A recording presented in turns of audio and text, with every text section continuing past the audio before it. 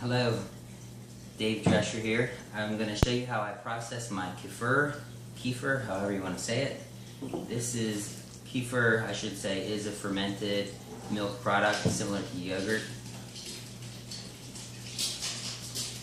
And it's a lot easier to make than yogurt though, because I've done yogurt before.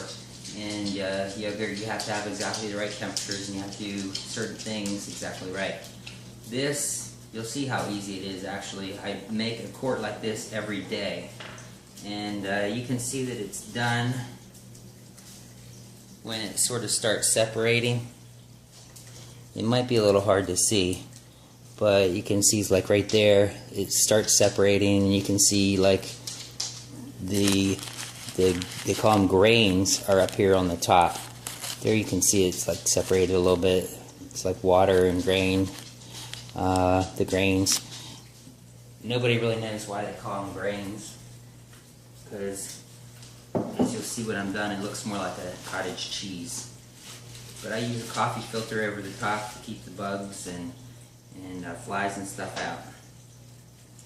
Alright, so one thing you'll need is a plastic strainer, and I searched all over town for this and I couldn't find it anywhere. Target, Walmart, specialty stores, and I came home and I found it in our closet or in our cupboard. I have no idea where it came from, but you can order them from the people that sell the kefir online. I got mine on eBay from someone, I think the name of the store was Nick's Nook, and I will put a link to it under the video in the description.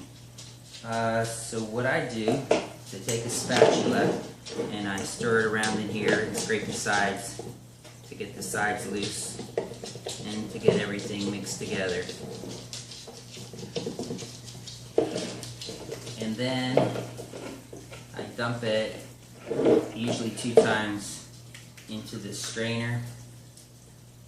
Because it's so thick you have to work it to get it to go through. And just stir it a little bit.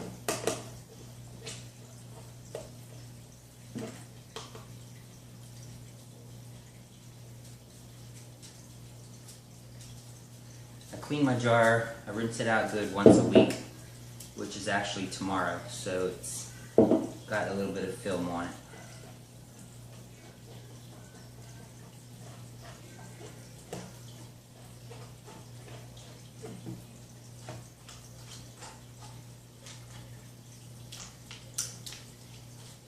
Now when I got the kefir grains online, it was only a few little tiny grains and you could barely see it, and you had to scrape very carefully and make sure that you got each little grain to go back into the jar. But now I've got a big, I guess you would say a big culture. I'll show you here that it looks a lot like cottage cheese.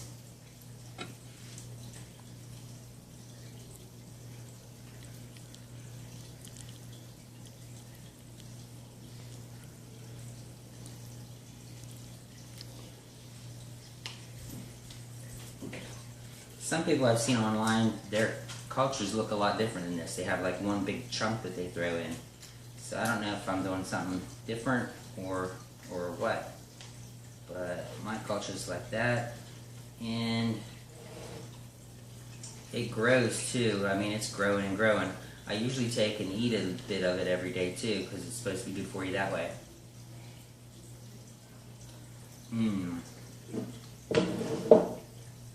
It's a little sour like yogurt.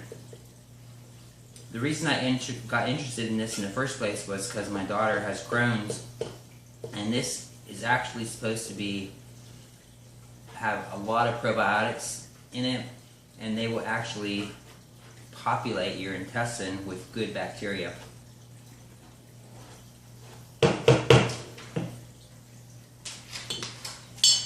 And then I use organic milk that I get from Harris Teeter. Is the only store around here that you can get it that it's not ultra pasteurized, because the good state of North Carolina has declared that raw milk is illegal, and I guess I could do another video about that. all you do is you pour your milk. Raw milk is best, and like I said, this is not ultra pasteurized. It is pasteurized because everything in North Carolina has to be. And it is homogenized, but it's not ultra pasteurized. They say that ultra pasteurized won't even work because it's such a dead product.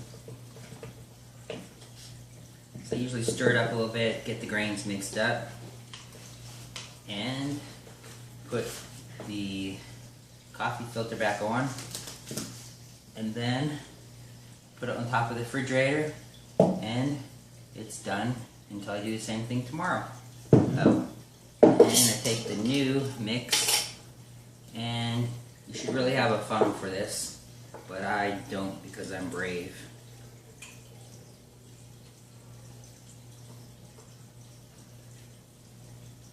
So that's it. I put it into the fridge, and we use it to make our kale shakes and our protein drinks in the morning. So that's it. Hope you enjoyed the video. Hope it was worthwhile for you. And if you want me to do a video on anything else that I've mentioned, just let me know. Actually, I will show you one other thing, because the culture that I got with this, I also got a culture of.